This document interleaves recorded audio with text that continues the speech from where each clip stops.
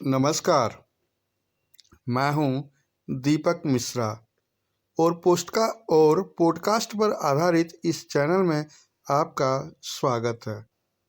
प्रस्तुत है आज की नई कहानी। कहानी का शीर्षक है कुत्ते का वैरी कुत्ता।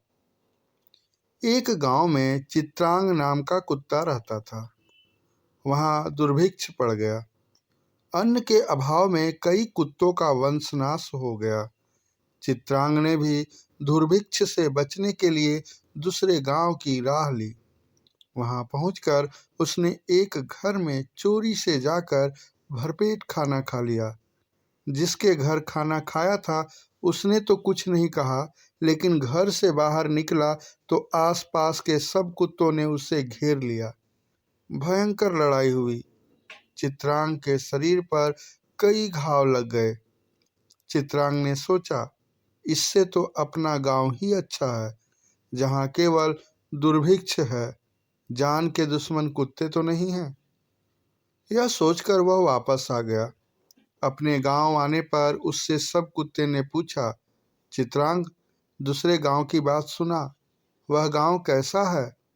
वहां के लोग कैसे हैं? वहां खाने पीने की चीजें कैसी हैं?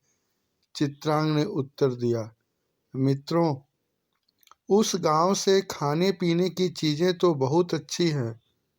उस गांव में खाने पीने की चीजें तो बहुत अच्छी हैं और गृह पत्नियां भी नरम स्वभाव की हैं, किंतु दूसरे गांव में एक ही दोष है, अपनी जाति के कुत्ते बड़े खूंखार हैं।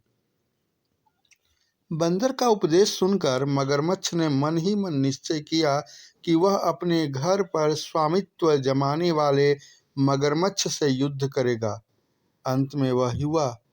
युद्ध में मगरमच्छ ने उसे मार दिया और देर तक सुखपूर्वक उस घर में रहता रहा। और इस तरह यह कहानी समाप्त हुई। और आपको बताना चाहूँगा कि अगर आप इस तरह की कहानी पढ़ना चाहते हैं तो आप मेरे वेबसाइट में www.prerakkathaएं.com पर भी जाकर पढ़ सकते हैं। और आपको बता दूं कि यह कहानी पंचतंत्र से ली गई थी। उम्मीद करता हूँ यह कहानी पसंद आई होगी। कहानी सुनने के लिए बहुत बहुत धन्यवाद।